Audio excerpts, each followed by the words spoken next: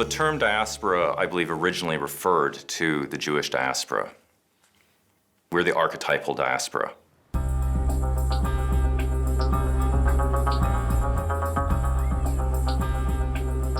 In Jerusalem today, Jews gathered at their most important religious site. It's known as the Wailing Wall, the only remaining wall of a giant Jewish temple that once stood here. The history of the Jewish diaspora stretches back thousands of years. It remains a contentious and culturally significant issue. The Jewish homeland of Israel continues to be a hotbed of political and military conflict. Many centuries after the initial Jewish exile, Jews left the Holy Land and dispersed around the world. Three major groups made up this diaspora across the centuries. The Ashkenazi migrated to Northern Europe around 1800, mainly to Poland, Germany, and Russia.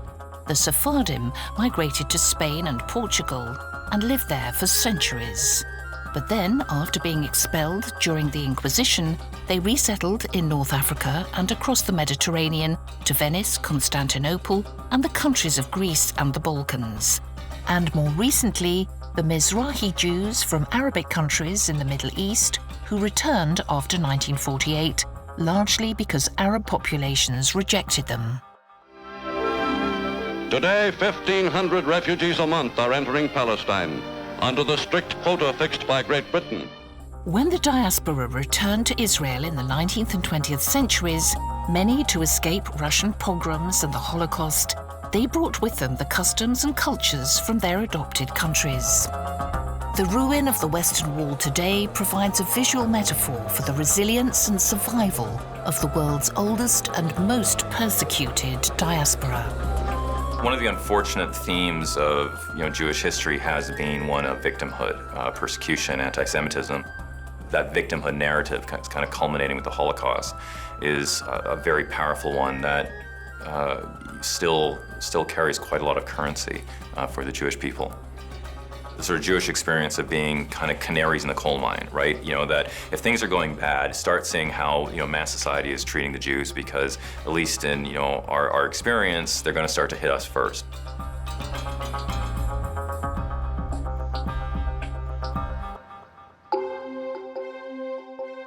Jewish population displacement occurred as early as the 8th century BC.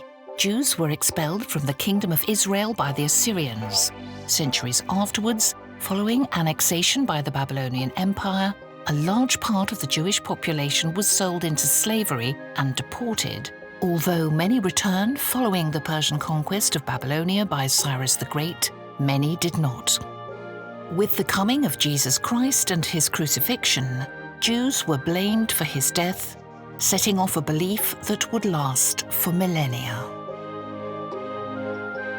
One of the ways that Christianity developed was by having a myth that it was Jews who were most responsible for the deicide, that is, Jews who were most responsible for actually the murder of Jesus, which historically speaking doesn't make any sense at all. But there are good reasons why it would come to be part of the way that Christianity would fashion itself, because when they went out into the world, they found that Jews were not very interested in what they had to say.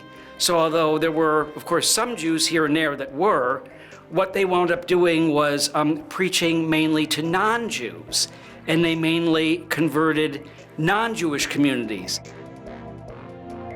Peter believed that in order to be a Christian, you had to be a Jew first, and Paul believed that this really wasn't necessary. It did not concern itself nearly as much with the world to come as did other faiths. Despite many shared beliefs with Christianity and later Islam, Judaism had distinct belief systems of its own that separated it from the other monotheistic faiths.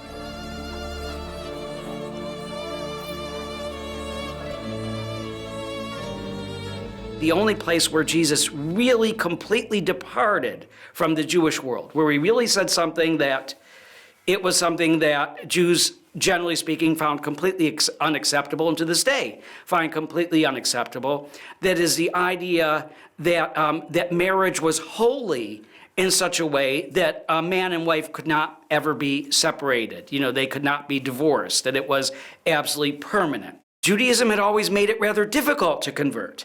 And let me be very crass about it. Let's say for a guy, particularly later in life, to get a circumcision, that's a rather tall order. That this is something that you have to do to convert to the faith.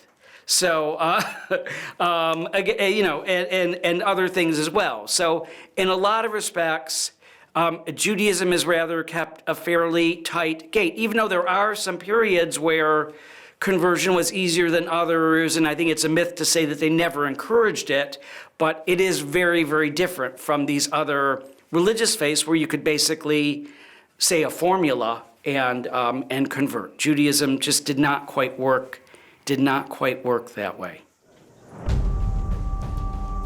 The Jews also didn't get on with their Roman occupiers.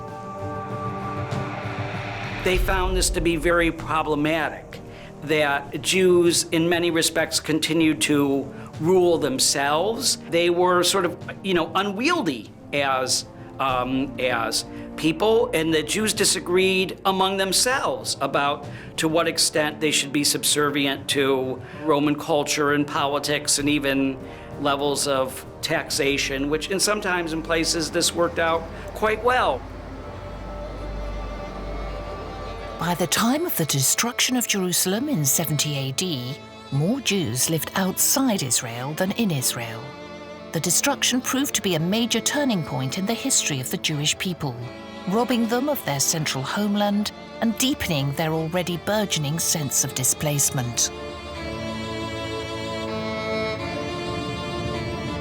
Jews believe that God gave to the prophet Moses on the slopes of Mount Sinai the teachings that govern the life and moral code known as the Torah, known in the wider world as the Jewish Bible, which also included chapters from the Old Testament. The Torah is believed to have been written down as far back as the 6th century BC. The teachings are written on a scroll in Hebrew, and reading from the scrolls forms a central basis of synagogue and Jewish communal life. When the Jews left Israel, they took their beliefs and religious icons with them, including the menorah, a multi-branched candelabra from the Temple of Jerusalem, still used in the religious rituals of Judaism today.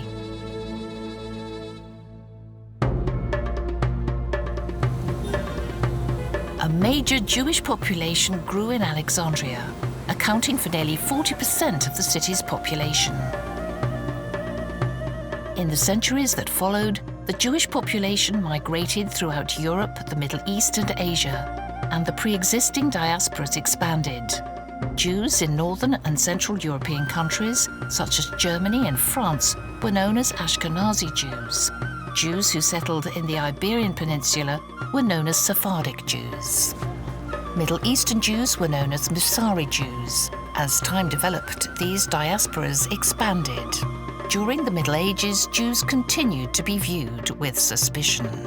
Jews were accused of murdering children, and this sometimes was tied to the Passover holiday, and they were accused of using the blood of Christians for their own religious rights. And I think what we can say is, for the most part, this comes out of fears and suspicions and fantasies in the non-Jewish world, much more than it comes out of any sort of semblance of reality in the Jewish world, in the way that, this is often the way that people talk about foreigners or outsiders. That is, it has a lot more to do with what they don't want to talk about is their own thinking about themselves. There were prohibitions against Jews having more honorable positions, which meant also often, say, the kinds of things that were not looked on so favorably in the wider world, collecting tolls at bridges and things that are referred to as tax farming. And you have to remember that people don't have checkbooks, and very often they don't have cash. It is, a lot of times when people pay taxes, they pay taxes in, say, grain, or livestock or something. So if somebody was collecting taxes, it meant that you collected the stuff and you had part of it. So it was a different world. And also it means you were, as we say in the Queen's English, schlepping stuff. It means it wasn't that, oh, you're wearing a nice suit and tie and, and just keeping records. It was, these sound very clean, but very often they were more dirty jobs. To give you an example, Jews often were involved in tanning hides. Now, you know what this is? That is stripping the skin off of an animal. We can think of leather or pig skin. And this is not a clean job. This is not a fun job. This is really harsh chemicals. This is not great work. This is not, people don't wake up in the morning and say, oh yeah, I want to tan hides. This is terrible. And even say Jews were involved in minting of coins. This was not a clean job. This was something that was not really all that welcome.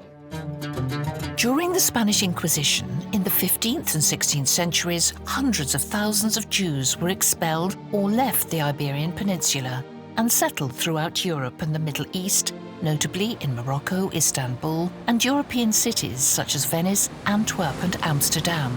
Many Jews went to Morocco, where they found favored status among Moorish sultans in Fez. And in the 17th century, Jews played an important role in the court of the Sardian sultans based in Marrakesh, with important advisors even being buried with the sultan's family. A surviving synagogue here, a reminder of the mellah established here in the narrow, winding streets of Marrakesh Souk. There were also Jewish refugees escaping persecution in Spain. At one time, 250,000 lived here in a specially created mellah or Jewish quarter. Their old houses remain, the open balconies looking into the street. When you go to Fez, you see the mellah. It's right beside the palace. It's actually within the protection of the palace citadel walls. So the Sultan had his Jews right beside him to do all the things he needed to do. To make metal, to make guns, to make jewelry, to be a sort of bankers. All of those things were prescribed either by tradition or by Islam. At that period, there was a Moroccan tradition against mixing metals and working with metals, and they preferred, whenever there was a possible alternative, not to involve themselves in transmuting gold and silver and working jewelry. And it was always kept as an aspect of the Jews. Less than 100 Jews remain, a bygone era symbolized now by the Jewish cemetery, where a sea of blindingly white tombs stretches down the hill from the mellah. The Marinid sultans who welcomed the Jews were buried in far grander surroundings on a hilltop overlooking Fez. Jews from Spain also moved to Venice, where the city authorities allowed them to settle in an area of the city called Ghetto, giving rise to the name of the same. For 500 years, Jews were prevented from living in England. But in the 17th century, with the restoration of Charles II, they were finally allowed back. We don't have Jews as a community, like I said, very few and far between, if that, from 1290 until the middle of the 17th century. But the amount that people talk about Jews is incredible. That is, it never really leaves. It's still part of the discourse. It's part of the discourse of defining what it means to be English. Is that why should Jews be part of this mix? It really doesn't make sense.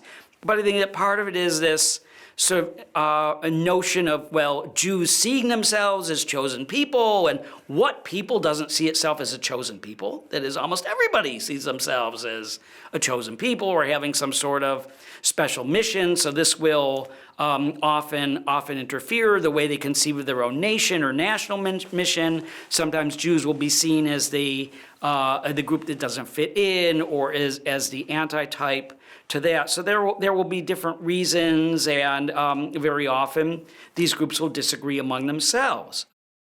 When Jews came back to England in the middle of the 17th century, one of the things that was promised by kind of their leader, who I think was in a lot of respects not really their leader, but was making the case for why they should be let alone, and famously, what happened was nothing. That is, the government decided to do nothing. They just sort of let the people stay who had come. But one thing Manasseh ben Israel said, or actually said two different things. He said that we will be profitable in terms of helping everyone to do well, so economically, business-wise. And then the other thing he said is that we will take care of our own affairs and we won't seek to convert people.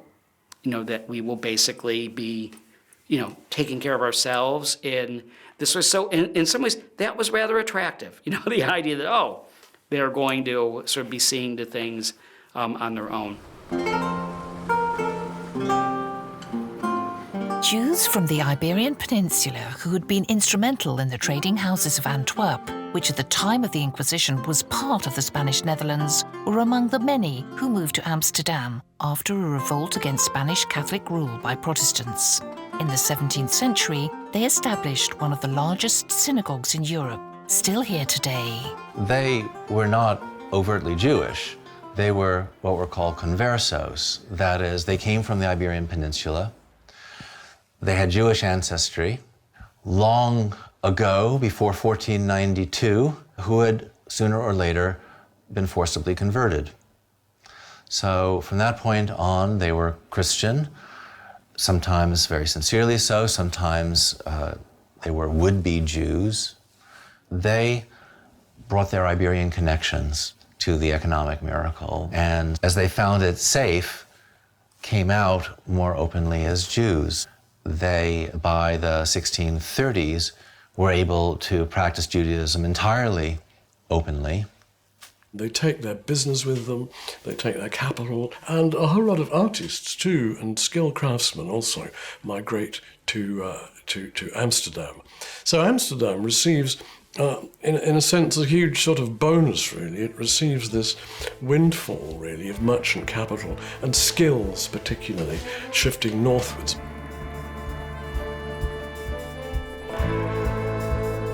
Eastern Europe, particularly Russia and Ukraine, had been home to Ashkenazi Jews for centuries.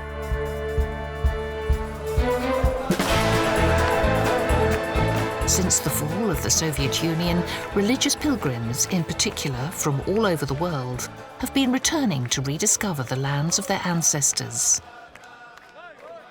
They come to places like the small Ukrainian village of Uman, where Rabbi Nachman, the founder of the mythical Breslav Hasidic sect, guaranteed salvation for those who visited his tomb during the high holidays of the Jewish New Year.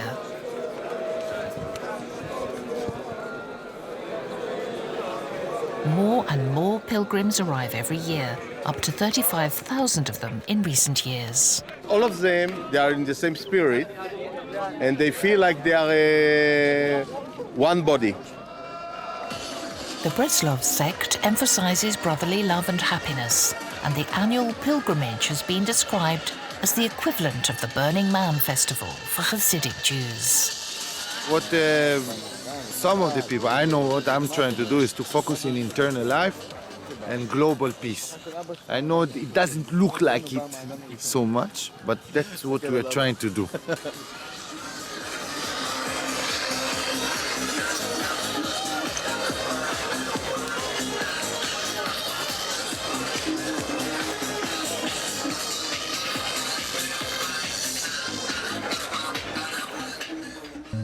There's been a strong Jewish community in Budapest since the early 18th century, but there was never a ghetto as such. They assimilated into the local life like no one else in Europe. They were simply another denominational minority. This is the Jahani Street Synagogue, built in 1854. It's also known as the Great Synagogue, probably because it's the largest in Europe. For centuries, Jews have played an important and integral role in the life and history of Budapest, in business, in the arts, music, and the sciences. At the end of the 19th century, 3/4 of the global Jewish population of 10.5 million lived in Russia and Eastern Europe. In Tsarist Russia, many lived in grinding poverty. The religion of the Tsarist regime was the Christian Russian Orthodox Church. Pogroms against the Jewish population were commonplace, As a result, almost half left the country, the biggest Jewish migration in history. As Russia descended into the Bolshevik Revolution, Jews migrated to other parts of Europe and to the United States and reacted in different ways to their persecution and displacement. Some Jews who moved to America softened their religious beliefs, becoming less orthodox, establishing what became known as the Reform movement. Others, as during the Spanish Inquisition, ceased being Jews altogether, while some Jews retreated into their traditional Orthodox beliefs and separate communities. Others became politicized, advocating Zionism, the establishment of their own state.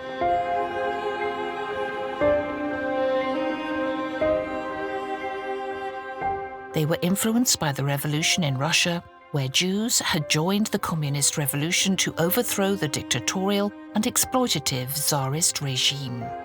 Their socialist beliefs would form part of the kibbutz movement, still alive in Israel today. Jews from Germany had been more assimilated than those from Russia, and a number who moved to the States became hugely successful. Among them, Marcus Goldman, who set up Goldman Sachs Bank with his son-in-law, and Meir Lehman, who, with his brothers, created Lehman Brothers. And Lyman Bloomingdale set up the famous departmental stores with his brothers as well. But most Jews coming to America were poor. Prevented from owning land in Russia, many had become craftsmen and put their skills to use in their new home. Over the centuries, Jews had been the target of persecution. But the nature of what would unfold in World War II would become one of the most appalling genocides in history.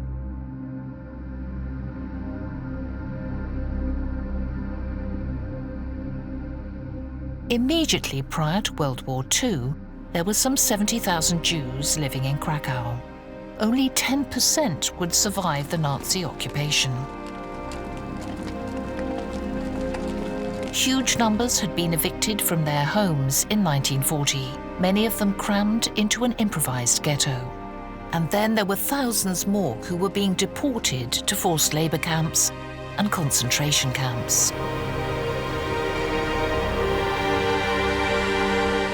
In Warsaw, the events that took place were equally horrific. Warsaw was one of the biggest Jewish cities in the world, actually, second after New York in terms of Jewish population. Every third inhabitant of Warsaw was Jewish in 1939. So around 400,000 people living here were Jewish people. And this was the busiest, absolutely busiest street of Jewish life. There were over 700 companies here. There were also houses of prayer. There was a tram, obviously, in the middle of the street, as you can see. Warsaw is full of those traces of World War II. The ghetto of Warsaw was created in the autumn of 1940, and this was the plan of the Nazi Germans to enclose the whole Jewish population of Warsaw within the walls. So the ghetto was surrounded with a 3-meter-high wall with barbed wire on top of that, and there were nearly 500,000 people crammed there inside the ghetto. So you can imagine that the hygienic conditions and the conditions of living in the ghetto in general were very, very bad. So this is the reason why the death rate was very, very big. And in just 2 years of the ghetto's existence, between 1940 and 1942, there were around 100,000 people who died because of how terrible the conditions here were. In January 1942, the Nazis decided to start what they called the final solution to the Jewish problem of Europe, which was sending Jewish people to death camps. And this is also what happened here in Warsaw in the summer of 1942. This place is called Umschlagplatz, and it was a big open square where there was a ramp and a railway line. In just 2 summer months of 1942, around 300,000 people were gathered here and were sent from here to Treblinka, where most of them died. So this is this very sad and symbolic place, which is this last farewell with many people with Warsaw. The site of Treblinka extermination camp is 50 miles outside Warsaw. Today, it's marked by this futuristic, if poignant, reminder of the almost unimaginable horrors that occurred there. 17,000 jagged rocks represent just a tiny fraction of the 900,000 people who were put to death over a 4-year period in these now eerily silent pine forests.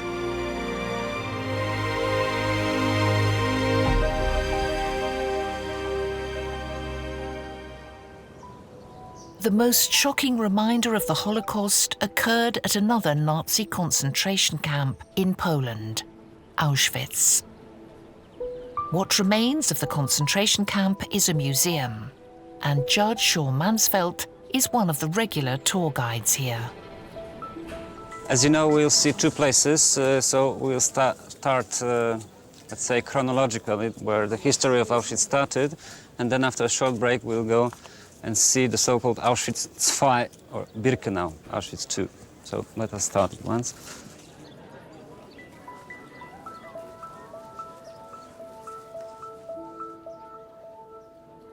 It's the whole range, I would say, from total indifference to people all breaking in tears.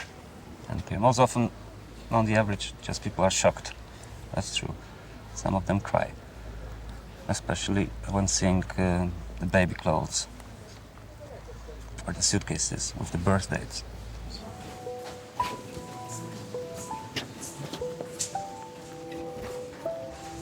Seven tons of the human hair were found by the Soviets and was sold as a raw material. As a fabric, it is a very good one, resistant and so on. The only problem is that, well, it was made from humans. Otherwise, well, very good for mattresses. Individuals coming here, they have their own reasons, and in the case of those organized tours, you know, it's something packed between salt mine, Bieliczka, and then Krakow, and then Częstochowa, and then Auschwitz. Just, you know, that's what is on the schedule. Just the place you should see, like you see when you are in Paris, the Eiffel Tower. So, before the war, it was a munition storehouse for the Polish army. Up to 42, it was only a morgue, and in 42, gas chamber, the first one, very primitive one. Only 500 people could be murdered at the time. In 43, Birkenau was ready, so they stopped cremating and gassing here, and everything went there. Birkenau was really something. That was an industrial level. But always this question arises, have we learned anything from Auschwitz? Well,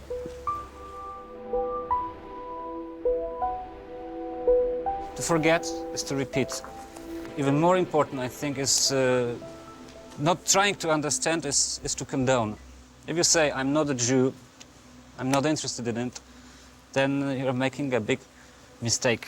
Because things like Holocaust start in a very innocent way. Just somebody writes a book, and then little by little, we have where we are now, Auschwitz.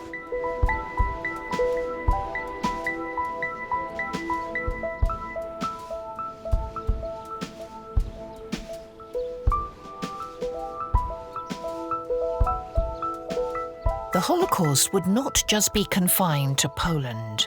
Mauthausen in Austria was chosen as a site for a concentration camp because of its granite quarry. At first, prisoners were sent to work as slave labor to help build Hitler's empire. But it wasn't long before the Nazis started using these camps as a means of extermination.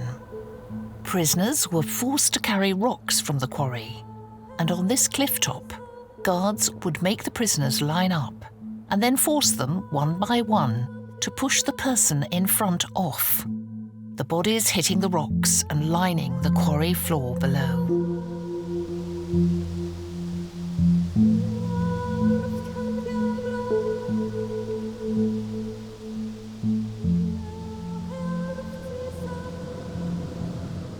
Behind the camp walls, perverse experiments would be carried out in this, one of the Nazis' most sinister death camps.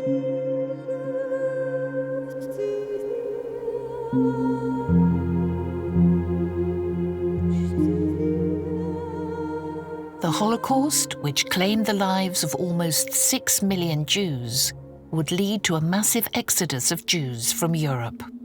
In many places today, there are few Jews remaining, but many memorials. Here in Berlin, its official name is a memorial to the murdered Jews of Europe. It opened in 2005 after years of debate and controversy. But this huge city block-sized expanse of mysterious unmarked cement blocks in uneven rows doesn't make any specific reference to the history it memorializes.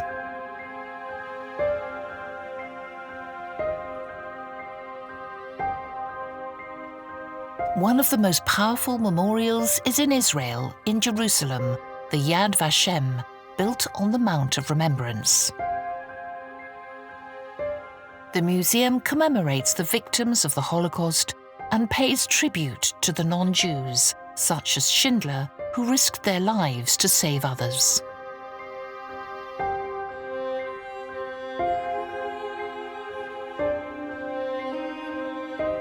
What we have is, with modern Jewish history, is we have a group of people that does end up surviving and does adjust to different times in different places. And there were some, horrible catastrophes. And in some respects, the example that we have of the Holocaust, it is an aberration in terms of the biological basis of Jewish life being wiped out in a really vast area.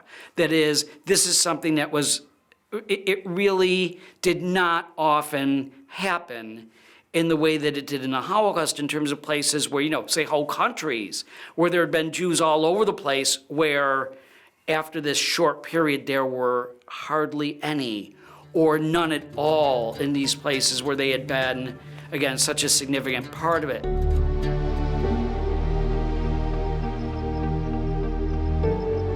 In the aftermath of the atrocities of the Holocaust, the State of Israel was established in the former Jewish homeland. This remains a controversial development in the history of the Jewish diaspora, which continues to polarize people around the world. I think Israel is a settler colonial society. It was built by people who are not from the region. Regardless of historical or origin stories, it was not built by those people. It was built by European Jewry, and they brought along with them, right, a lot of European culture. Tel Aviv is an interesting example here. Tel Aviv was supposed to be this this first modern Jewish city, and you have the Bauhaus architecture there. Well, that comes from Europe. You've got Rothschild Boulevard, this wide boulevard. It was supposed to be a boulevard modeled off of these large boulevards in Europe.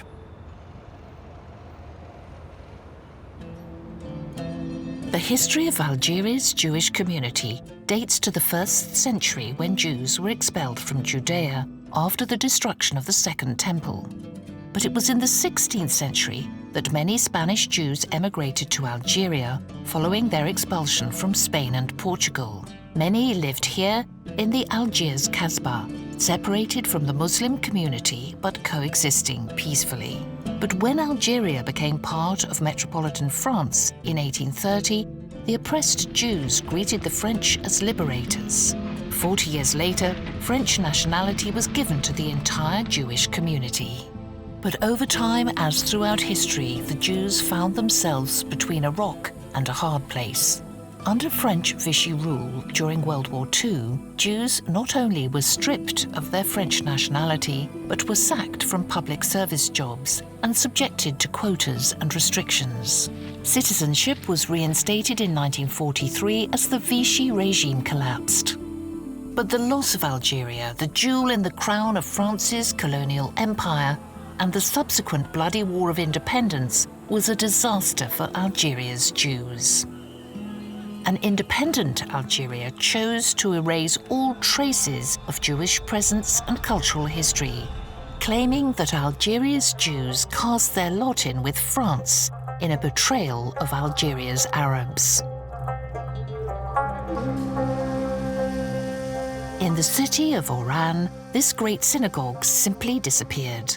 But like the Pieds Noirs, the Jews were faced with a stark choice: suitcase or coffin. They scrambled to reach seaports and airports. By the time Algeria had declared independence in 1962, all but a few thousand of Algerians' 130,000 Jews had left for France. The Jewish diaspora today is scattered across the world, with many Jewish communities developing in cities on all continents. Countries with major Jewish populations today include the United States and the United Kingdom.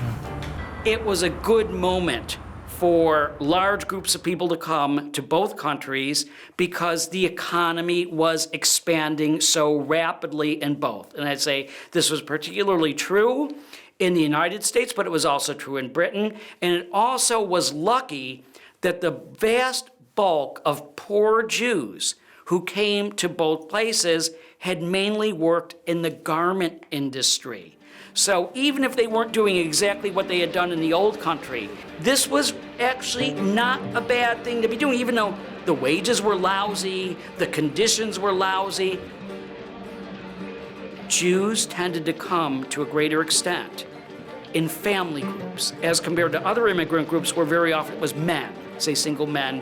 They often came owing money to people because they couldn't afford their own passage. They had gotten money from people who would come earlier, so they had to literally stick their nose to the grindstone and work in order to pay off the relatives or somebody from their town. An earlier generation of immigrants had helped to create a really, really good free school system in New York City that Jews were able to take advantage of. And I'd say it was probably non-Jewish German immigrants. You know, Carl says this is why the lowest grade in America is called a kindergarten. It's because it's something that was really a German creation.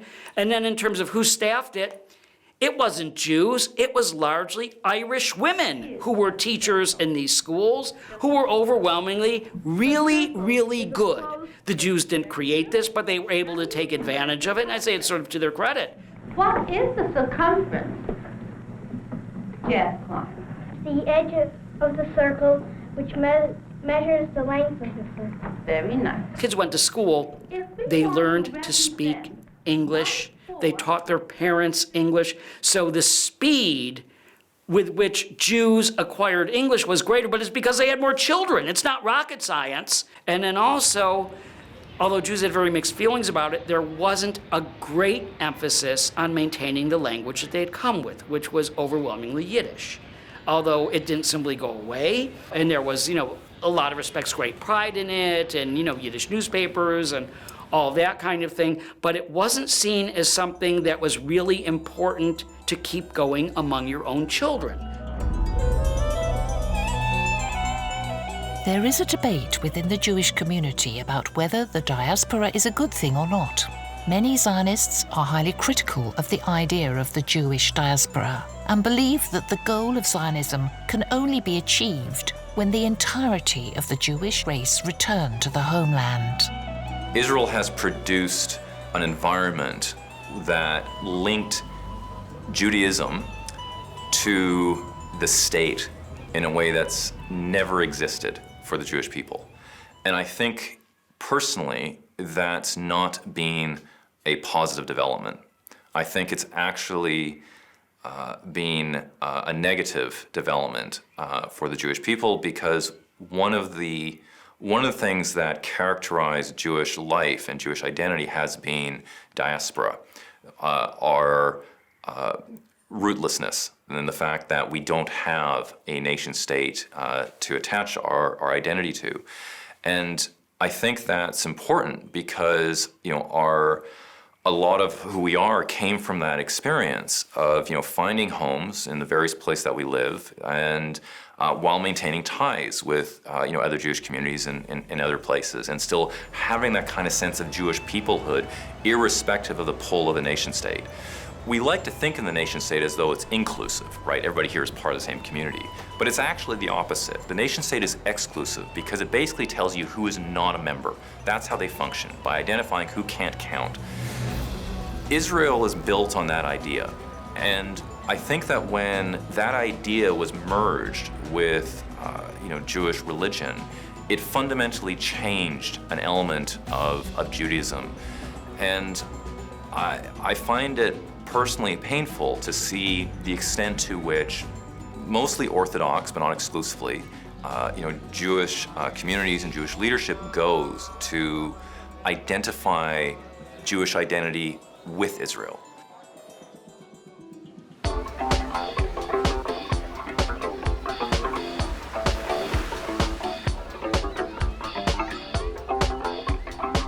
In the modern era, there has been a growing divide between Orthodox and secular Jews. We have sort of different varieties of religious fundamentalism, which almost always claim that they are completely traditional, but in a lot of respects, they can be pretty radical. In modern Israel, we have yeshiva, which have just huge numbers of students, and the state supports this. But in terms of the yeshiva world, the way that it worked is these were very small institutions, and they were very selective institutions. The idea that you could have a yeshiva for training students in sort of the basic rudiments in the faith, that would be sort of like saying, oh, well, go to Balliol at Oxford and learn ABC. I mean, it's a different animal. Again, it looks traditional, but it's not traditional. This is a completely different thing which comes out of sort of a resurgence of fundamentalism which occurred in, again, religions hate to admit this. Why is it that it occurs in Judaism, Christianity, and Islam at the same moment? The part of London I live in, there are men who dress like Polish noblemen in the 15th and 16th century. That is because this is where they've sort of locked their style of dress. If you divorce or married, if you are a bar or bat mitzvah, if you convert and you don't do any of that through Orthodox Judaism, Israel will not recognize those life moments, those life events. And but those people still see themselves as Jewish, right? They still are part of Jewish communities, and for them, Israel often does matter. But Israel doesn't, at least institutionally, Israel doesn't treat them in the same way that it would someone who, like myself, was born to Jewish parents. You do tend to find within Orthodox communities much less criticism of Israel. They tend to be much more supportive, Israel right or wrong, that kind of thing. And outside of it, Orthodox communities, you tend to find more open debate about Israel. North American Jews who were involved in the civil rights movement and seeing the fight for equality and freedom, especially in the United States, then seeing Israel oppressing, Palestinian and its minority Arab populations, and seeing certain parallels there, or at least perceiving certain parallels there, and then that making them very uncomfortable. Thinking, well, there's a tension here. On the one hand, I'm supposed to be really supportive of Israel, but on the other, my moral convictions about human rights and equality and freedom aren't really manifest in what I see going on there. And I've seen the promised land.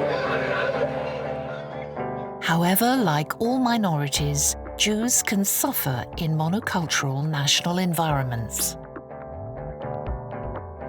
How minority populations fit within the societies that they live in. And the world is by and large divided up into communities that emphasize some kind of homogeneity as being necessary for a stable political life, a stable state of some kind.